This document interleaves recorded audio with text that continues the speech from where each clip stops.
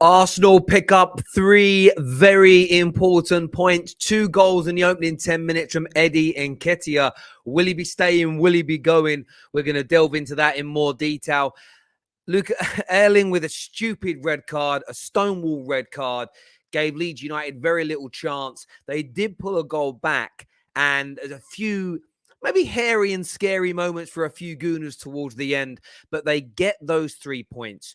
21 wins this season, 11 or 12 points better than last year, 4 points in front of Tottenham with 3 games remaining as this race for a Champions League position heats up massively, hugely. And, you know, a lot of people wrote Arsenal off this year. And I'm for one who, I didn't write them off. I didn't expect them to make top 4. I did say, and I thought they would improve. I thought they had a very good summer. I thought they signed a lot of talented players. I thought they could have done more still in the transfer market. But that's nitpicking. They bought some very good players. Tomiyasu, someone that a lot of people laughed at when he came in. You saw the difference he made today, went back. Ben White, although injured today again, for the large part of this season, been excellent. As an example, Ramsdale, Odegaard, been great. The nurturing of these young players has made Arsenal a very difficult team to beat. One of the most standout points this year, which Arsenal fans should take encouragement from, is after three times this season, they've had bad runs. The first 3 games, there's that little period of back-to-back defeats to Man United and Everton. And those 3 defeats just a few short weeks ago, or 4 defeats in 5 games. Each time Arteta and his players have been able to bounce back. Each time Arteta and his players have been able to come back and say, you know what? We're not just going to pale into insignificance. We're not just going to fall away. And this is very, very encouraging. And I think that a lot of pundits, a lot of YouTubers, a lot of journalists were very, not disrespectful to Arsenal at the start of the season. They didn't see that they were going to progress this much. Some didn't see they were going to progress at all. Some didn't expect top 4. There's varying degrees. But what I would kind of like to see from a lot of people now is just a little bit more respect put upon his name. They haven't got to say, I think Mikel Arteta is the next Sir Alex Ferguson. They haven't got to say that I think Arsenal are going to win the Premier League in 2 years. I don't think even the most delusional Arsenal fan is asking for that. But maybe just a little bit of, I was wrong. And this is the problem I found with people nowadays. Everybody's kind of scared of being wrong. It's almost, oh, you said that Arsenal were going to finish 5th, Terry. Oh, I did, and they're 4th, and great. It doesn't make me feel, I better not go on the internet. I better not show my face. I better not tweet. Predictions are predictions are predictions. The only time where predictions get a little bit weird for me is when people don't hold their hands up and say, yeah, I didn't see that coming. Or they like pretend like, oh, yeah. They try and finesse it. I've seen people say things. I saw an Arsenal fan recently say, months ago, say Odegaard will be a flop for us. And now he's trying to Twitter, oh, well, he's improved on all the little areas that that he was going to be bad in. So therefore, I was kind of right. It's like, no, bruv, you were just wrong. Just say I was wrong. Just say I was wrong. But Arsenal today, resolute again. They probably should have killed the game off. That's what I will say. They probably should have killed this game off early in that second half to give Leeds no hope. There's that moment there where that ball fell on Rodrigo's head. If he gets a bit more lift on that, a bit more height, or if it actually comes off him weirdly and goes down to one of the bottom corners, who knows? That equalizer could have gone in, 2 points could have been dropped, and then, the North London derby could have been the decider, as it were. Now, the North London derby is still a big game, but there's a 4-point gap.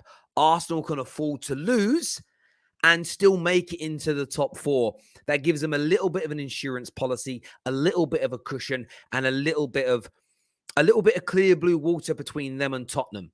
Tottenham now will be ruining that defeat to Burnley. They'll be ruining those back-to-back games that they could not win after a great run of form. Forget who they played now, to be honest with you. But it is going to go down to the wire. I'm sure it's going to go down to the last day of the season. But Arsenal in the driving seat, they really, really are. Lee is coming for you. Lee can come for me all we want. But look, my point of view is very much this. The other end of what I'm saying is just about Arsenal. Arsenal fans don't get too carried away. And I've been saying this for a while now. There is excitement because things look good.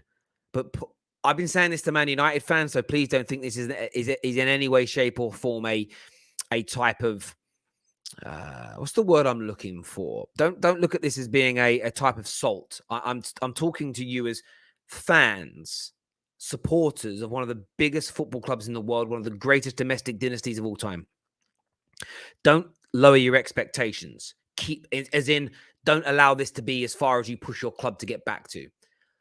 You might be Arteta in, you might be thinking the Cronkies are great. If they have a bad summer and the season starts off poorly, demand change. Demand things get improved. Because what you've got to, and I mean, when I say start it off badly, I'm not talking losing your first game or drawing one of your first 5. I'm talking like a really bad start.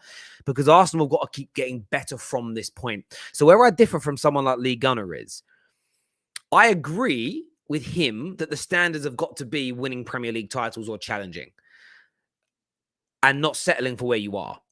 What I disagree with is that you should notice the improvements and say, that is better, great, but now I want more. And that's what Arsenal need to look to do from this position to me, because they've put themselves into a very comfortable place. They've put themselves into a position to bring in more talent. They've got Champions League football, and that's a test in itself. Well, if they get champion, they have European football, 2 games per week.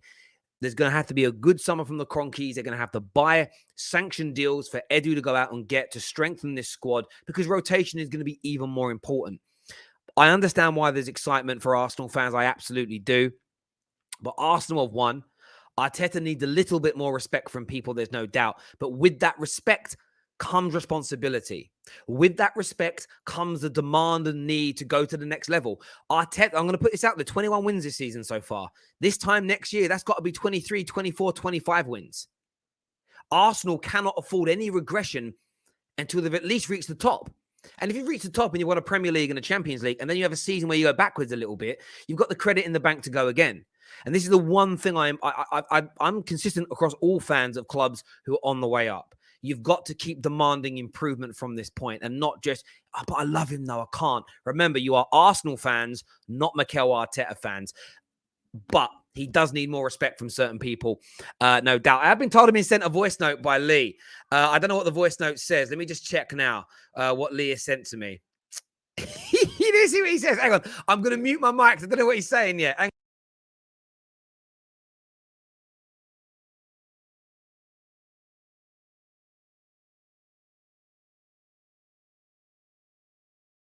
Terry, yeah, you joker. I'm coming for you Tuesday about Arteta needs respect. Yeah, more respect for what? Respect for what? You're a joker. Lee don't like it, but I stand by it, and I'll say it to Lee's face. This is the weird thing. This is polarized world we live in as football fans. It's he needs more respect, but that doesn't mean you can't put pressure on him to win. He needs to be credited when he gets things right, but equally criticized when he gets them wrong. Why can't Arsenal fans and all fans of all clubs sit in a world where both those things coexist by the same people at the same time? That's just what I call being a normal person. Colleen's backstage. When she has a good show on the terrace, she's done great. Most of the time, she's awful. I tell her she's been better. No, I'm joking. She's always great. But the point, it's just crazy one for me. Crazy one. But we will talk to Lee on Tuesday, no doubt. Make sure you're smashing like and share buttons. Now, one of the reasons why one of the things I want to put out to you, one of the reaction things I want to share with you today, Gary Neville was someone, of course, at the beginning of the season was very scathing in some ways towards Arsenal. Didn't see what they were doing, couldn't see the improvements at all. You know, and I'm quite proud to say that I didn't think Arsenal would make top 4, but I did think the summer transfer window was good. I did think there'd be improvements from them this year, and they have seized upon opportunities created by others. I want to just play this from Gary Neville, because this is what Gary Neville had to say about Mikel Arteta even getting a top 4 position. And this is what I mean. I'm asking you this question based on what Gary Neville said and many other people. Does he deserve more respect? He's a good operator. My point is, you depress the ambition. That didn't win that many before that either. Yeah. But you depress the ambition that low. And I think with Arsenal, my point I'm going to make here is, Mikel Arteta finishes 4th this season, which I think is, to be fair, 50-50. Yeah. I do. I think that still it's a long way to go. If he finishes 4th, that was said about the end of March, by the way. So ignore that part. Ignore that part. He almost, in some ways, is as good as he can probably get. That's sad. It's a stepping stone. You not feel like it's a stepping stone in Champions League recruitment, and then you can build and build. United, and build Chelsea, where can they go? Because they're not going to compete. Oh, United will recover. They throw that much money on it. Yeah, I mean, you spent an hour talking about how they. So it's interesting that, like what he said, like Gary Neville's kind of saying there, how far will they go? They can't go any further than this. This is the most that Arsenal can expect. And I want to know from Gooners, do you agree? I'm simply asking, do you agree what Gary Neville said there? Or is that disrespectful? Is there another level now for Mikel Arteta to go to? Can he, with the right recruitment, coach this team, balancing Champions League and Premier League to a point in 80? Because, by the way, in 18 months, 2 years, you're then getting towards 4 to 5 years at the club. A club like Arsenal in that time period under any manager, their standards got to be, we've got a challenge for a title now. Is that achievable? Should he be respected enough to be believed in to do it? I want your opinion on that today, people. Make sure you're smashing the like buttons and the share buttons. We're going to start taking some calls in a minute. We've got Jess and Jason to come on. We've got Souls, Colleen, and a gal that are going to join us as well together. Trevor here says, Lee wants Arsenal to lose as much as your average spud. And look, Lee's entitled to his view. He does agree with Gary Neville that he won't go any further than this, I would assume. Everton's staying up. Who's talking about Lampard now? Let's wait and see whether they're staying up or not before people start celebrating that one. Great win, but I never want to see Pepe in an Arsenal shirt, put an Arsenal shirt on. Why nutmeg someone from the halfway line if there's no keeper in the goal? Look, I don't know if that was he tried. He didn't. Like, he nutmegged the guy so he could get past him and then shoot. Dan James is pretty quick. He was quite anonymous in the game, to be fair, Pepe, when he came on. Not a great showing from him, but you won today. I'd just be happy. I'd just be happy if I was a Gooner today. I wish my team were in the Champions League. I really, really do. I just wish I felt good about my football club. But it's interesting in Gary Neville's. Before he said that on the overlap, he did speak about how when you've been depressed as fans for years, any slight improvement can often make you over celebrate where you are. It's quite worth a watch, that show. It's a great show. Right, Jess is joining us first on the show now to have her say. Please make sure the like buttons are being smashed, that you're subscribing to the Football Terrace. As always, let's do this. I'm now looking for a button I can't find. Here we go. Let's go. Welcome back, Jay. How are you? I'm good. How are you? No, I'm good. Obviously, another win. 4 points clear now of Tottenham. Give me your thoughts. Oh my gosh, we just always have to do it the hard way. It's just, I almost had a heart attack like towards the end of the game, because this is just how this team has really been for like the last maybe 2-3 months, where we don't get clean sheets anymore. We're just very kind of shaky. You could just see the inexperience is really peeking through now that we're in the business part of the season. The young players plus the senior players that we have are just kind of having these moments of insanity and these moments of madness. So yeah, I think the end of the game kind of spoiled it a little bit for me, because we were so dominant and so good in that first half.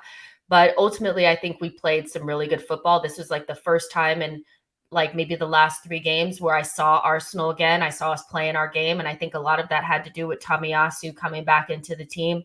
I thought Rob Holding had a very good game and the attackers were pretty good. But this is just where you see, like, it's very obvious where we need to improve. And I think that that's a good thing when you can see it and it's so obvious. We need clinical finishing. We need players up top that can just put the ball in the back of the net. I mean, how many chances did Martinelli have? Odegaard had a chance. It was just, we need players that can put it in the back of the net. That game should have easily been 4-0 or so. And it just wasn't. If you put the shoe on the other foot, if you had Son and Kane up there, it would have been 4-0. And that's really the difference between Arsenal and the teams that are kind of above us right now, is just that clinical finishing, that ruthlessness, and the ability to manage games when you're ahead and you're just chilling. I mean, it was way closer than it needed to be. But in regards to your question about what Gary Neville said, and this is as far as we can go, I think that that's kind of naive for him to say that when almost the entire team is under 23. You know what I mean? Like, these players are going to get better and they're very talented. Not all of them will make it, but I just feel like that's a little bit like this is as good as it can get when the manager's young and can get better. And he has gotten better this season. despite, the low points, he has improved as a coach. The players are improving, and Arsenal, like other teams in the league, have money to spend and will spend it on better players. So the idea that we can't get any better, I think, is just, again, just naive. And just, I think people just look at it and think all the teams are just going to continue to go on this trajectory. We always know that there's a team or two that doesn't do as well as we think they're going to. So there is an opportunity for Arsenal to grow and be one of the better teams, and for Mikel Arteta to be to get us where we want to go. But yeah, I just think that that's just kind of presumptuous, because he's obviously just assuming, okay, well, Man United are going to pop into that 4th spot, so where can you go? But we know this is the Premier League, this is Barclays, like anything can happen. So I wouldn't just count Arsenal out like that, especially with the young team and Arsenal being big and Mikel Arteta being such a young coach. So yeah, but on to Spurs. We could qualify for Champions League from that game, or win the next 2 and get it. So it's going to be a wild, wild ride. And Spurs looked really good against Liverpool. In my opinion, I thought they looked good. I know some people didn't want to give them credit, but I thought they looked really good. And we know that they're sharp at the top end of the pitch, and we know we're not, and we're shaky at the back. So we'll see what happens, but good win. Right now it's just about getting the wins, and we're doing that. And so I'm happy. I'm pretty good. Yeah, and I get why you're happy. It makes total sense to be from this point. As you say, you go into that game, win it, that's it. You're 7 points clear. You make the Champions League. Lose, and it's still in your hands. So there is that insurance policy there that makes it a little bit less tense, which you hope will, it's the Spurs players that got the pressure on. They have to win where you don't. And sometimes that can really help a team in those moments. Yeah. My hope is that they kind of get Spursy. That'd be nice, but they'll be in front of their crowd. Their fans are going to want them to really perform, and they know that they have to win the game in order to keep us at bay. So there's a lot of pressure on them, but there's a lot of pressure on us as well. And so I think it could go either way, but I'm not really looking forward to it, but we'll just see what happens. I mean, if we could clinch it, then we can just relax for the rest of the season and just let it play out. But yeah, this is really big. And I know, I've been really harsh on Mikel Arteta, but when you look at the team that we put out there today, of course, we're superior to Leeds, but you have Rob Holding, Cedric, Mo Elneny, Nketiah up top, a bunch of kids. He is coaching this team up. The management side of things, he's maybe sometimes not getting it right, but he's a very good coach. And so I think people should recognize that. I know people don't want to give Arteta any credit, but he does deserve credit for that, because that team that he's putting out there is not Champions League quality. And we all know that. Well, what I like seeing in this is I've become someone this year who's become jaded, tired, and frustrated. And I excuse the language, but at these bitch-ass excuses from fans when there's 1 or 2 injuries going, that's okay now to lose. It's okay. I'm not going to criticize my team, my manager for a poor performance because we've got 1 or 2 injuries. Mikel Arteta has shown in these last 4 games, 4 wins on the bounce after a terrible run, that if you manage right, you pick the right personnel, and you keep that team together, you can win football matches with some injuries. Now, no one's expecting a team to go on a 10-game, 15-game winning streak with injuries, but this season just annoyed me when you'd seen, by the way, I'm not talking about Burnley's or Watford's or Norwich. I'm talking about Arsenal, Man United, Chelsea. I even saw City fans moaning the other day about squad depth.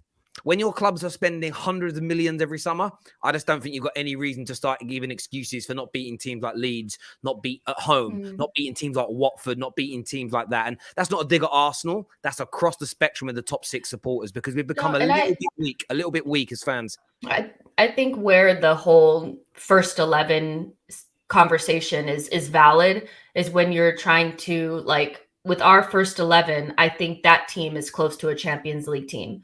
That's where you can kind of say, okay, well, did we see progression when we had our first 11? Yes. Where it doesn't really hold weight is when you're talking about why we're not winning games, the results part of it.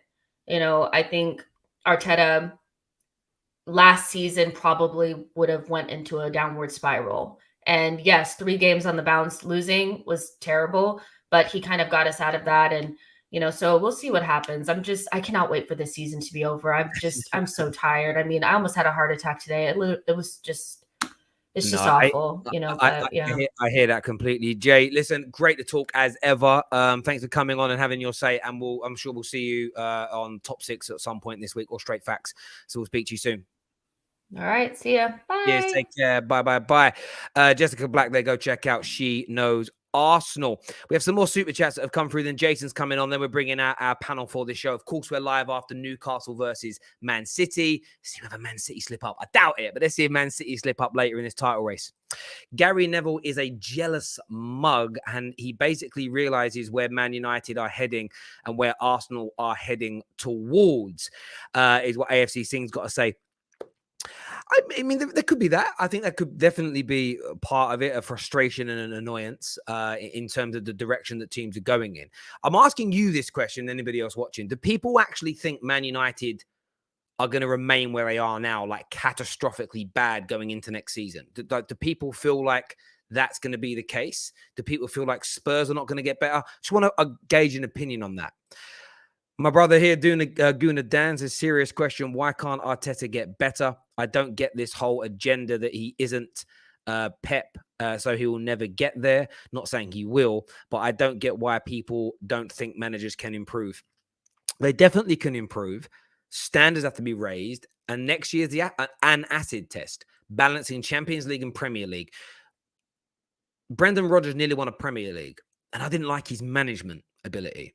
And I remember saying as he went into that second campaign with Liverpool, when they got Champions League football, and saying, well, let's see how good a manager he is. Next season is the first year where now he's established that Arteta's managing his own squad, managing the egos, dropping people, resting people, rotating for certain competitions.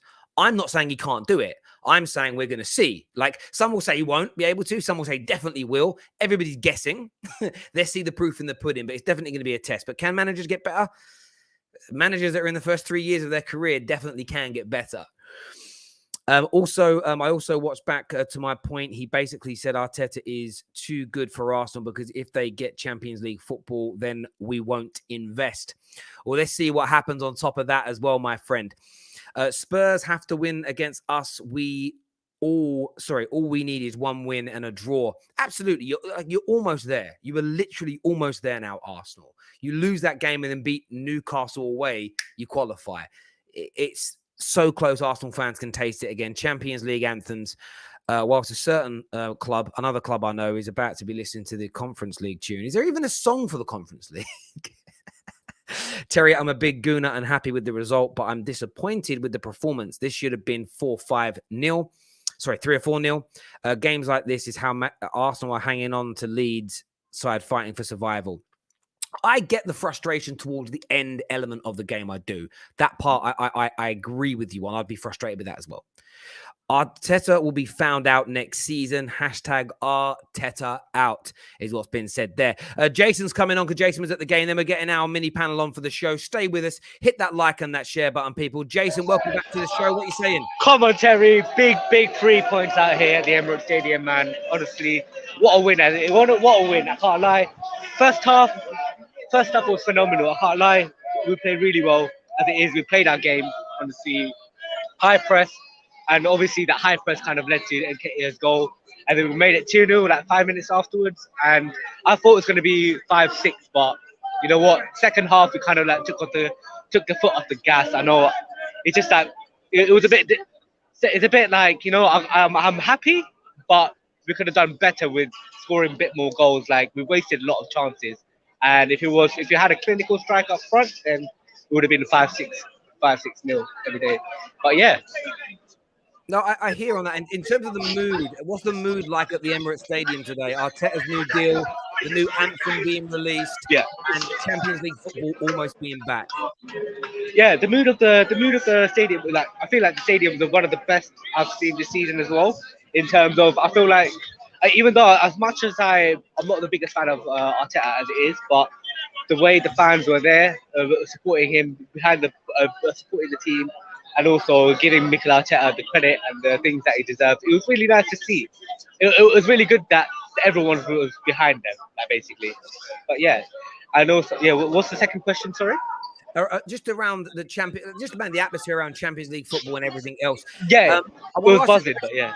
what's the thoughts there today on Nketiah? That's 2 braces in 3 games for him now. I'm seeing a lot of conversations on social media that he should get a new deal. What's the feeling at the Emirates Stadium like about Eddie Nketiah right now? I feel like they were behind him today. They were totally behind him today, but I don't think he's not good enough for the level that we want to aspire to. So that's the thing. He's done well. But it's just that I don't think we should be ruthless as a club.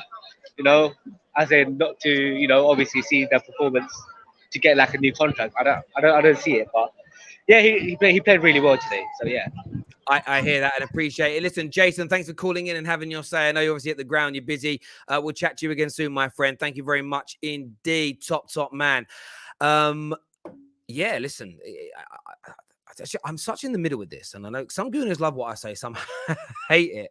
Where I'm like, be happy, but keep putting the pressure on. I keep seeing in the comments just sort of things like, I'm not happy. We're not challenging, followed by no Arsenal fan. You're not a real Arsenal fan if you're not absolutely buzzing right now. I don't know.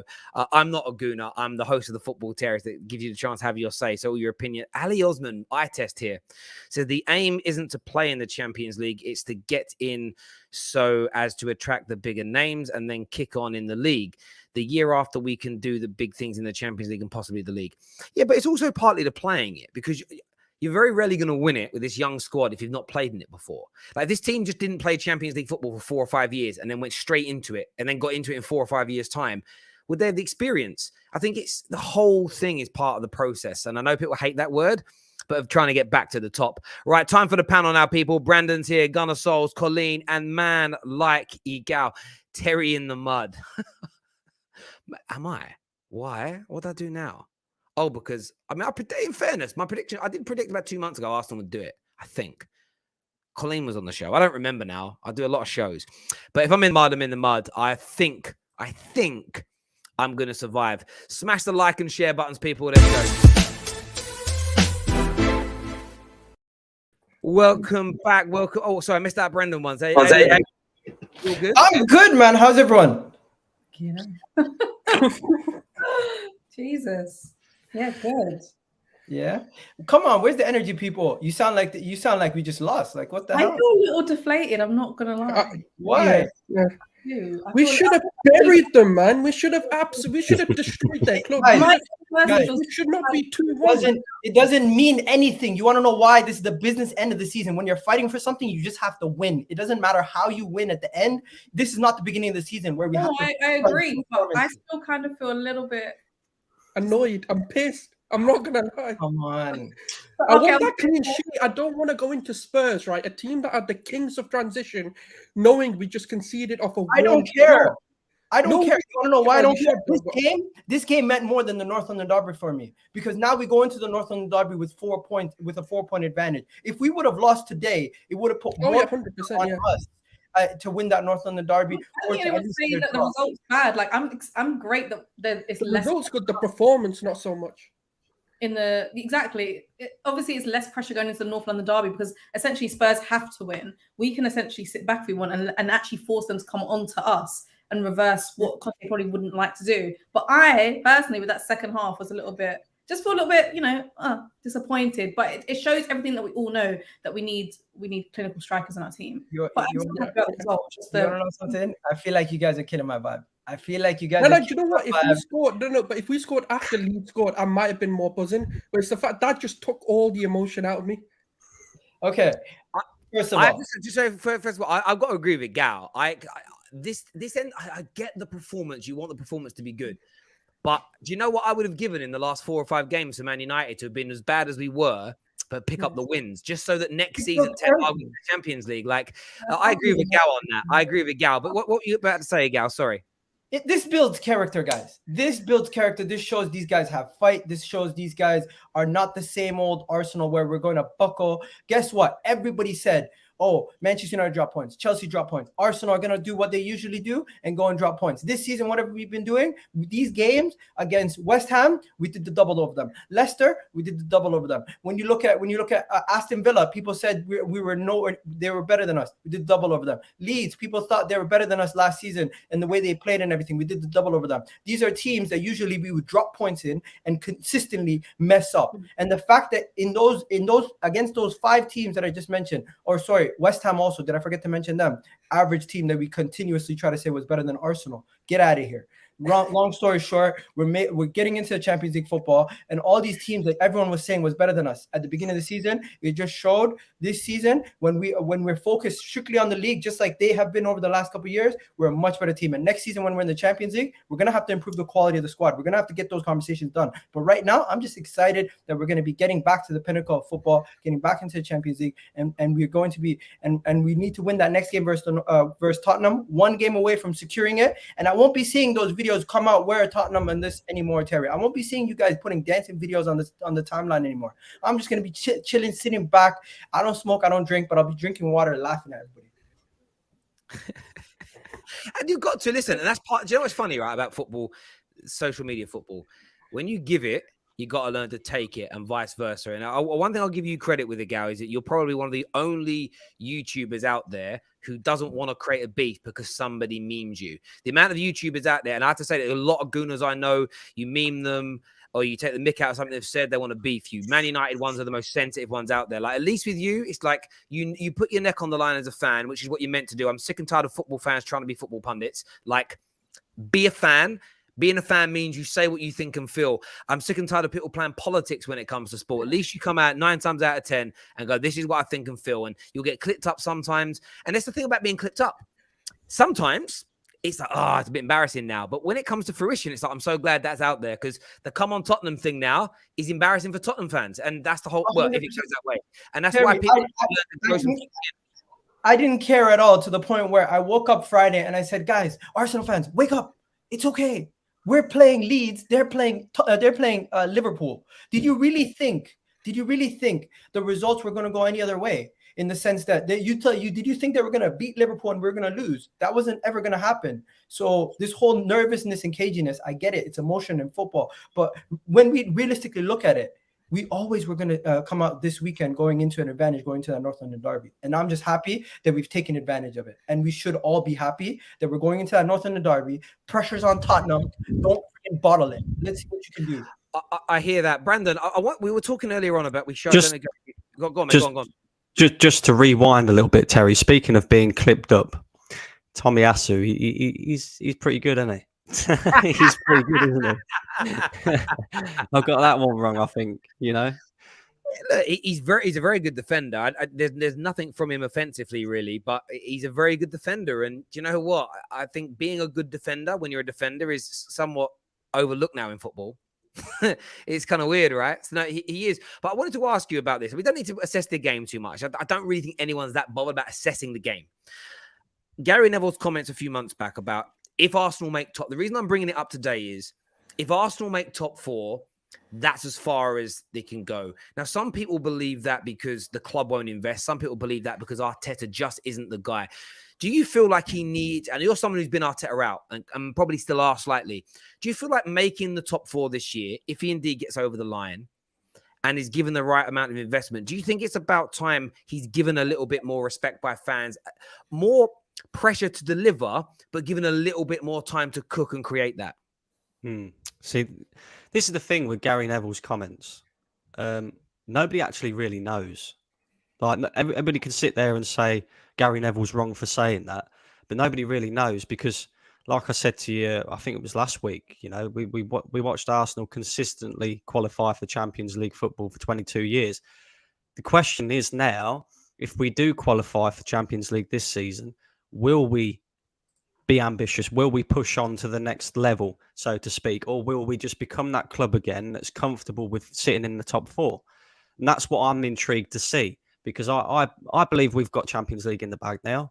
I think we will at least get a draw against Spurs on Thursday. And it's just going to be interesting to see what happens from there. But in terms of giving Mikel Arteta any more credit, I mean, yeah, you can, but then at the same time, it depends what he does with the money that he receives. You know, today, I can point out today, you know, it was complete domination from Arsenal, but we lack killers. That's what we lack. Killers in front of goal. Killers that can kill these teams off.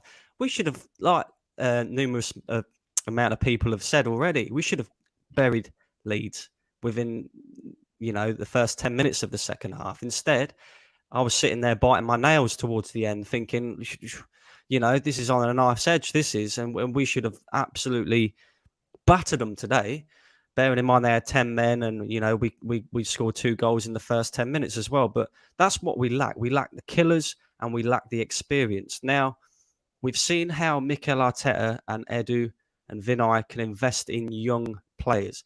Now it's about buying the correct players to go with them young talents. You know, the experience around them. Can we get the correct players in the summer to push us that next level?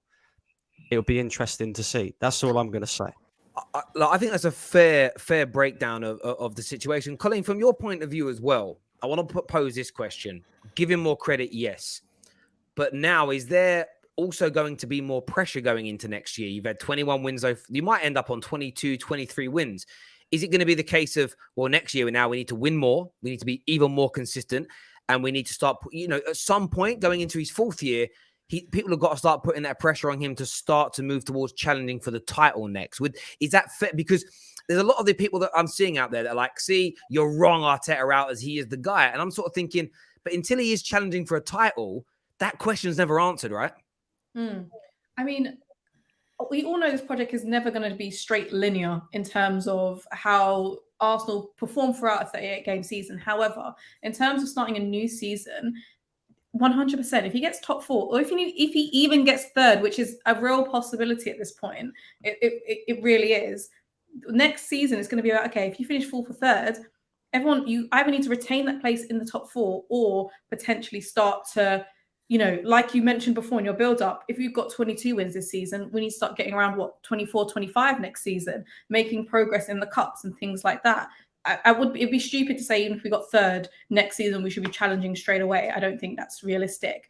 But solidifying our place in the top 4 again and starting to break away from the pack, like of how it looks this season of United and Tottenham, and start to really bridge that gap between 4th and 5th and actually making it a solid place in the top 4 to enable us to build to challenge for the title. But I think the pressure is on. I don't think there is. I think from the fans anyway, I think the Cronkies, honestly, if you finish 5th next season, I don't think they're going to give a shit, to be honest with you. I just don't see them wavering from Arteta unless anything gets toxic between the fan base. And I don't see that happening either, to be honest with you. But the pressure should be on. Like, we can't just revert back to where we were 10 years ago, where we've got comfortable and, you know, financial limits of just staying in 4th. I want to win trophies. I want us in good cup runs. I want us to go further in the Champions League. Even when I said it on the last show, even when we were in the Champions League, the last 7 seasons we were in there, we didn't even make it past like the knockouts. And you know, do you know what I mean? Yes, 100% pressure. Can I just say one thing about Arteta? I feel like if you guys look at the length of contract we gave him, I feel like that's applying pressure on him. We didn't give him a long, ridiculous contract. We only gave him a 3-year extension. And if you actually think about it, that is the club still basically saying, you know what, we're not going to give you a 5-year, 4-year and relieve pressure from you. We're going to give you 3 years that still is ambitious and puts pressure on the manager to still have success. And it doesn't, you know how people are saying it was rewarding failure? It wasn't actually a rewarding failure. It was rewarding him for meeting his objectives now and setting new targets for going forward. And if he doesn't reach those, you could still sack him. But with I like Arteta. I'm Arteta in. Like, I like Arteta for the time being. But with the Cronkies, I just have a mistrust of them. I don't know if they're that calculating or strategic. That's why I agree with Terry in terms of we're in a similar, maybe not to the same extent, but with like the Glazers, we're in a similar situation where we need to continually apply the pressure, even if it seems a little tad too much, because I just don't think they're on the same level of what we expect of Arsenal. To be honest.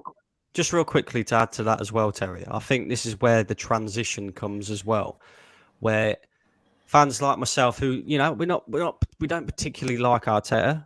I'm still not 100% convinced about the guy, but what I would say is this is where the transition happens, where the blame ultimately comes goes away from Arteta and is now towards the Cronkies, because the Cronkies have offered him this new contract. Yeah, he's met his objectives this season, but now it's going to be, like I said, can we progress from there?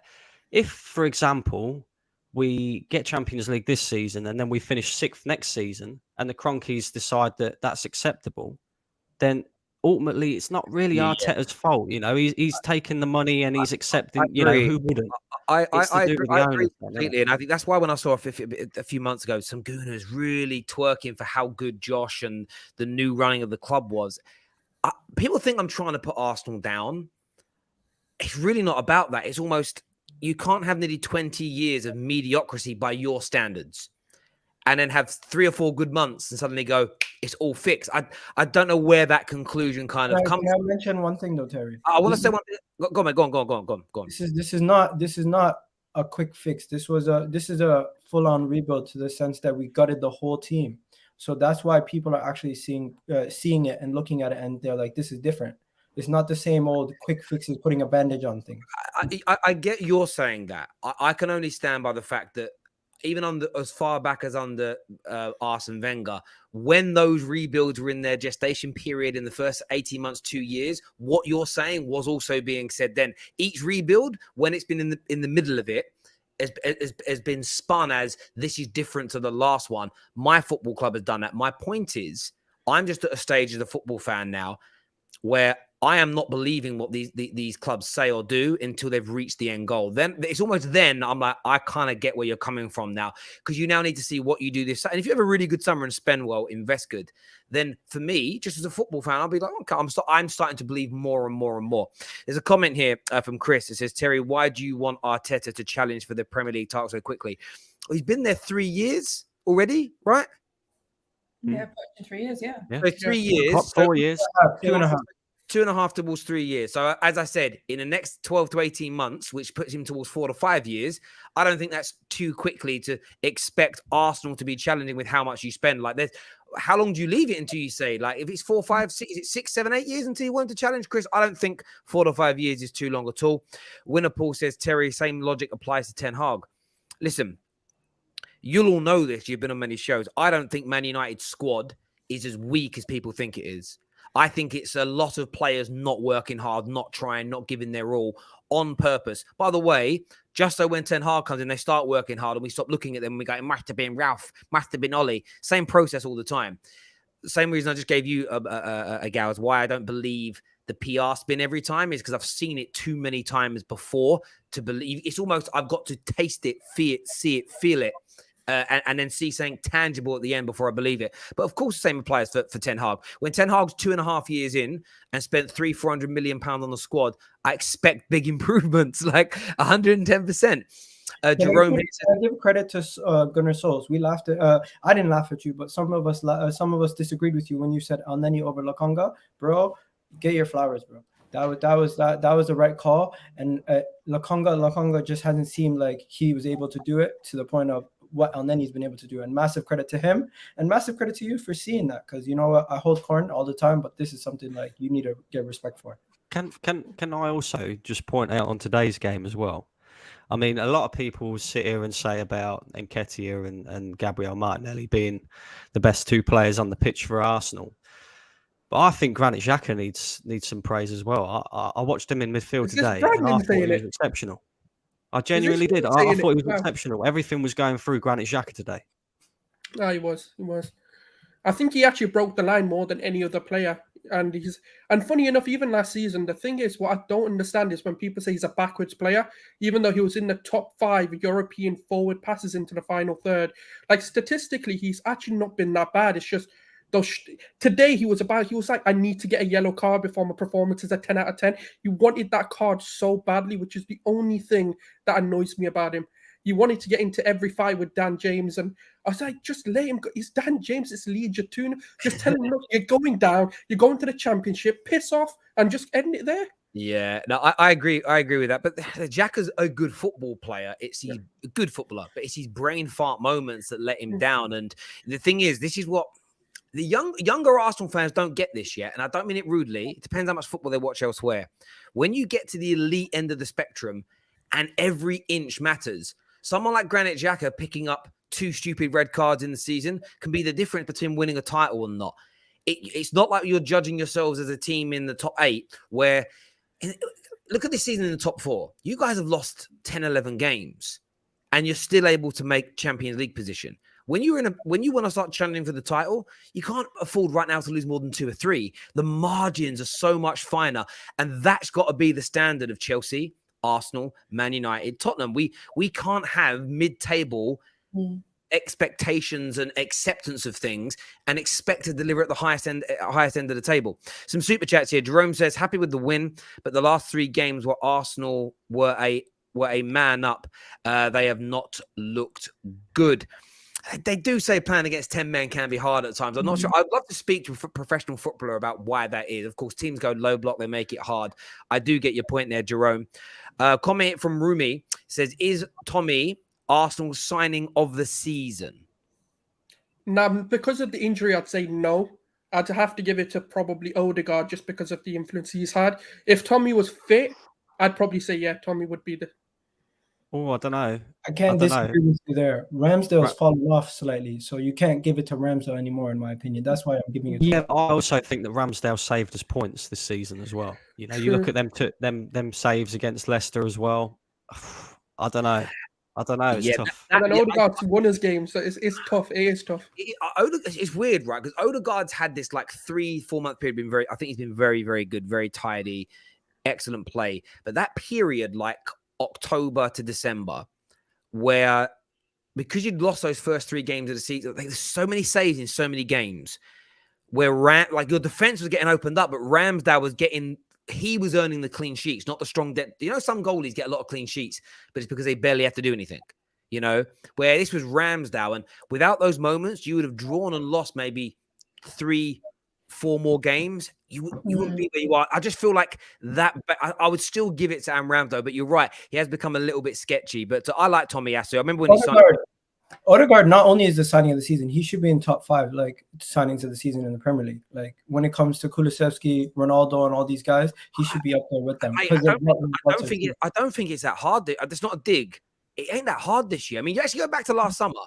Barely anybody signed anyone. Liverpool signed 1 player, City 1 player, Chelsea 1 player, Man United we signed 3. Like, there's actually not that many. Like, that's not even a dig. It's all, you sort of think about it, and I think even if he weren't that good, he'd still be out of a chance of top 5. Like, it's really, there ain't been very many.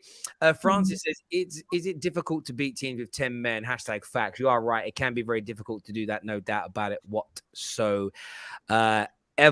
In terms of the North London derby, though, Colin, how are you feeling ahead of this game now? More relaxed, more concerned?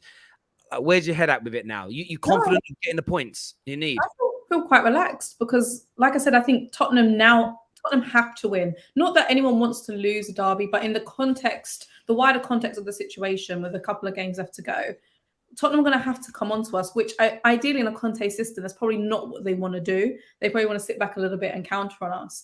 Whereas I don't know how Mikel's going to attack this, but we don't have to win a point. We could even, I don't want to lose at all, to make that clear. But even if we were to lose, it's not the end of the world. Do you know what I mean? We can afford to take a point and we can even win. They have to come on to us. So I think that kind of plays into our hands a little bit. But it's a North London derby. It's always a great leveler. And we don't have a great record away to them in recent years. But there's nothing, the ball is in their court. They have to win. So I think that gives us a chance just I think it gives us the advantage, to be honest with you. But we'll see how Mikel sets up. I think it really depends on how he sets up. I think if he plays into Conte's hands, then it's going to be a hard watch. Yeah. What about yourself, Souls? I mean, you seem quite relaxed at the minute in general. Is that how you think? Is that how you want Arsenal to approach the game? Just relaxed, play your game. Oh hell no! I want them 100% focused, because one thing that you do not give Spurs a chance, because they just need half a chance to score. In my opinion, the world's best clinical attacking team in world football. Better than Liverpool and better than City in terms of taking those chances. Best transition team I've seen. And for me, it's going to be such a hard thing for Arteta to know what to do in this game, because Conte can do 2 things. He can either do what he did against Liverpool, sit back, absorb pressure, or he can actually come for us. But the thing that Conte cannot do is come for us.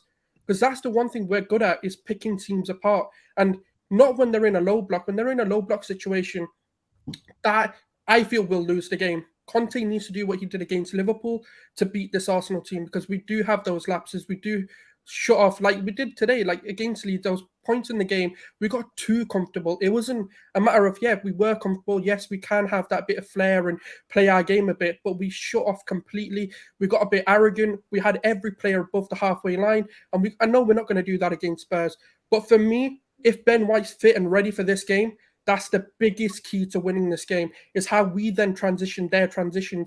And it's going to be the battle of transitions. I know people don't want to hear the tactical side of this, but it's going to be how quickly can we take advantage of their attacks, and that's going to win us the game. And we've got to be clinical. This is the game where there can't be no flary little stupid finishes. It has to just be, I am getting a goal, and as many as you can. 1-0 up, 2-0 up. Even if you're 5-0 up, you still need to get that 6th or 7th. Never get comfortable in a game like this. And no, so relax. No, I want them players to know what this means. Win it. Get top 4 in their ground. We won the league there. Let's get that top 4 there. Let's finish their season. Stop giving them any hope.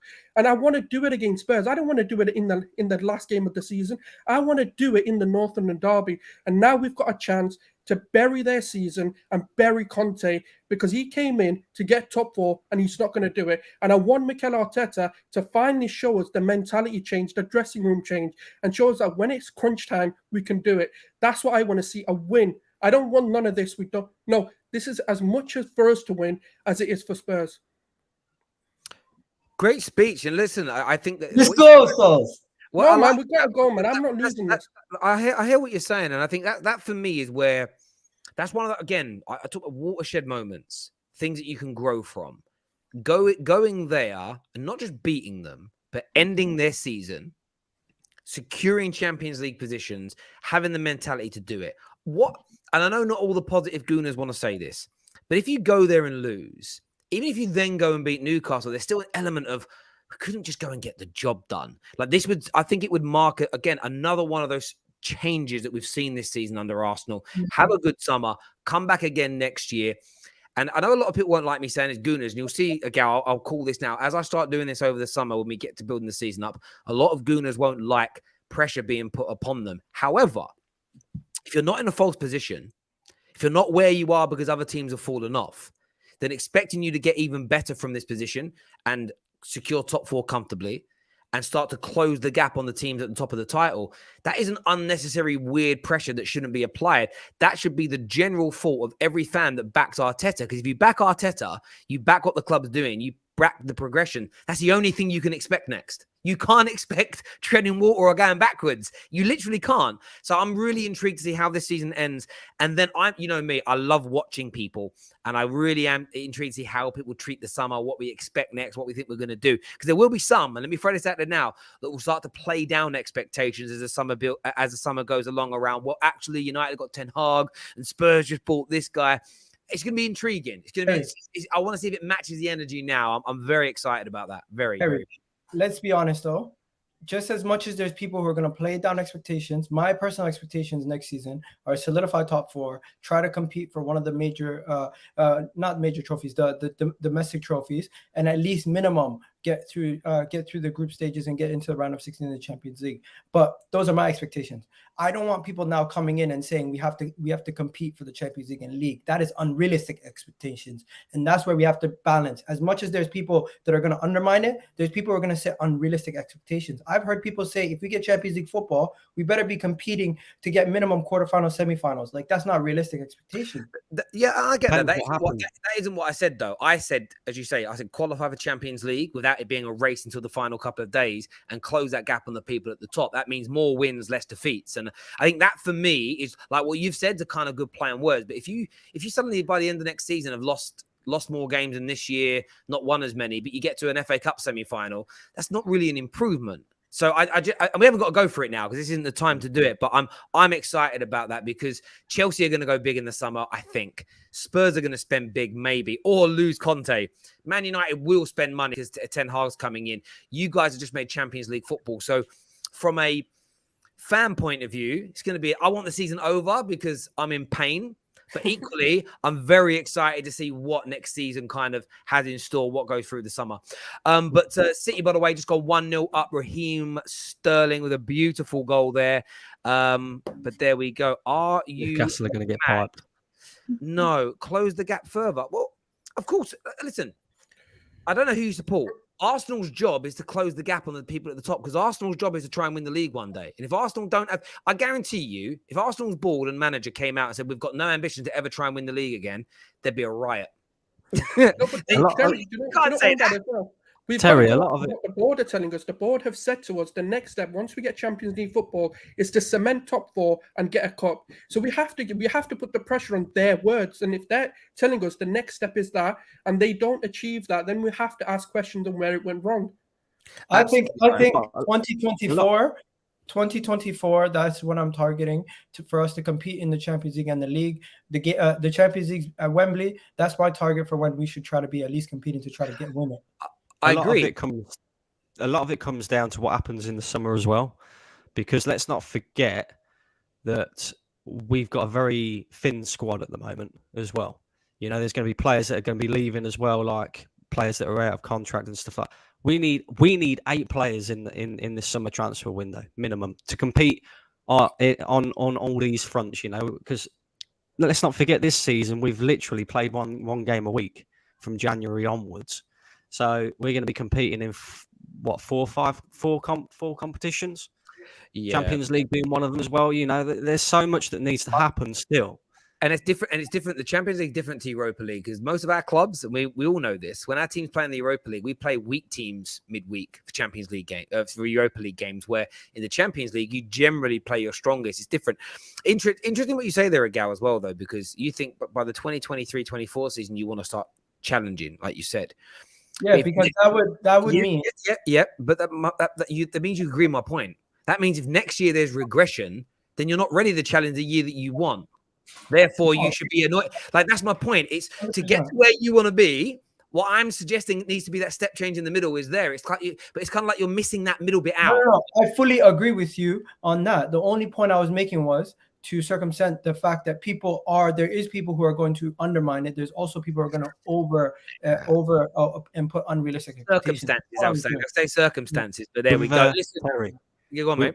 We've got to win the Champions League next season because Arteta told Willian that 3 years in he would win it. So it's got to happen next season. And like you said with Willian's gone now, so that resets. Can you imagine as well if you did win it next year? Willian's sitting there going, I could have had a Champions League. I heard if Unai Emery got to a Champions League final ahead of Liverpool, we had to sack Arteta. So we hear all these types of things. Listen, Colleen, Igal, Souls, Brandon, Jason and Jay that called in earlier. Thank you all very, very much indeed. To my super chatters, you're amazing. Members and subscribers, you're brilliant. Thank you all very, very much. We're live after Newcastle versus Man City.